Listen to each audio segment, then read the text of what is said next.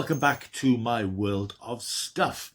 Bullet Train is out in cinemas now. It's directed by David Leitch and stars Brad Pitt as an assassin on a train hurtling across Japan on its way to Kyoto, tasked with a mission to pick up a mysterious briefcase. He isn't, however, the only person on board the train who's after this briefcase.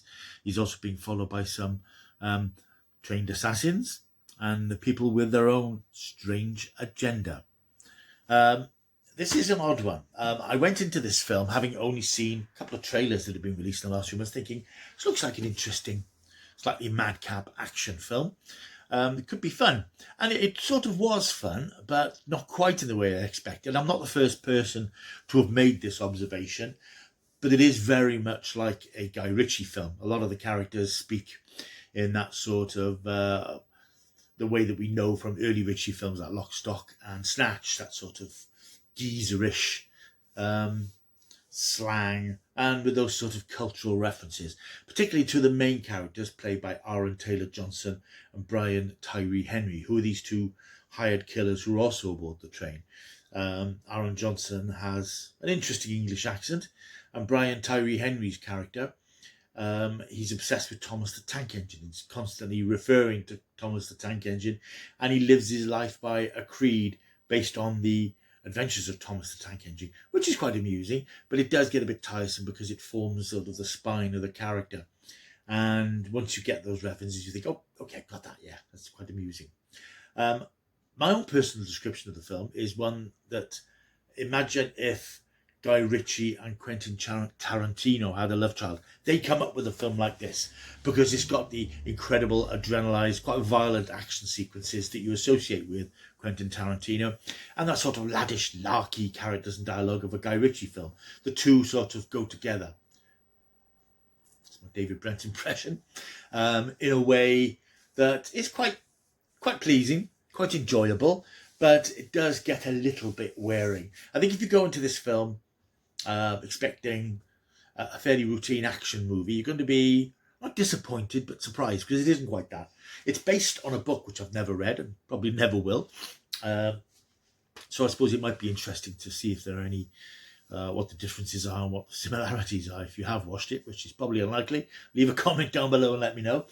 But it's very much a modern, slick action film. It's directed, as I said, by David Leitch, who directed Deadpool 2, and it has a sort of smug irreverence about it. It's quite knowing.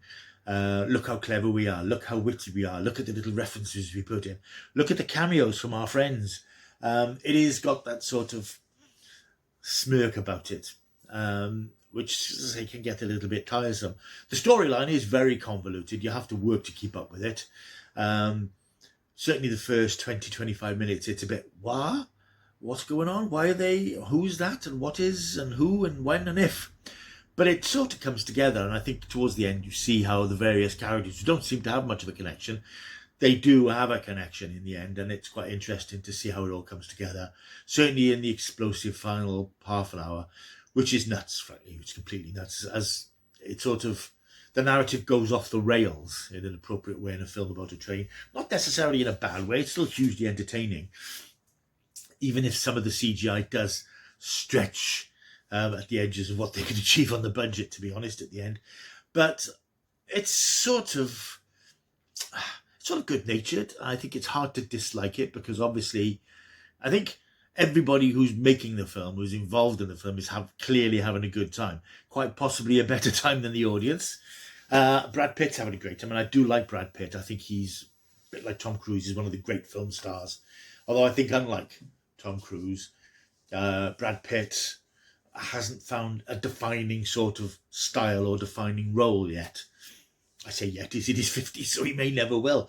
He makes a lot of films, he makes a lot of good stuff, but I think possibly it's the way that he wants his career to go. He doesn't want to be defined as, in the way that Tom Cruise perhaps is, as this huge, larger-than-life action hero. Perhaps Brad Pitt prefers to take a different path.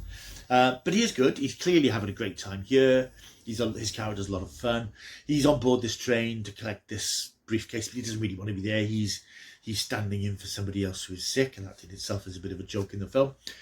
His handler is on the phone, female, who appears at the end of the film. You probably know who that is, because I don't think that's a particular secret. She's giving him instructions, but it's all going wrong because there are so many other people out there. And no matter how hard he tries to get hold of the briefcase and get off the train, there's somebody in the way, whether it's the two assassins or somebody who's on board with their own particular agenda, a revenge that they're looking for. And it all builds into this huge roller coaster of a train ride, which is fun, but you've got to pay attention to the twists and turns of the plot, such as it is, and keep an eye on all the characters, because even though it's all set on a train, which is massively overpopulated, there are a lot of people on there doing their own thing. The action scenes are great. There's some great fight scenes. There's a particularly funny fight scene, which I think has been shown in one of the trailers, where Brad Pitt and Aaron Taylor-Johnson are having a fight in this sort of bar area, and they stop the fight as one of the trolley girls comes along. It's got that sort of knowingness about it, which some people might find wearing. I found it sort of enjoyable. But as I said, it takes about 40 minutes before the story sort of settles in your head. You think, okay, I'm starting to get a feel for this. And in the end, it does become a train that you can't get off, and you probably don't want to.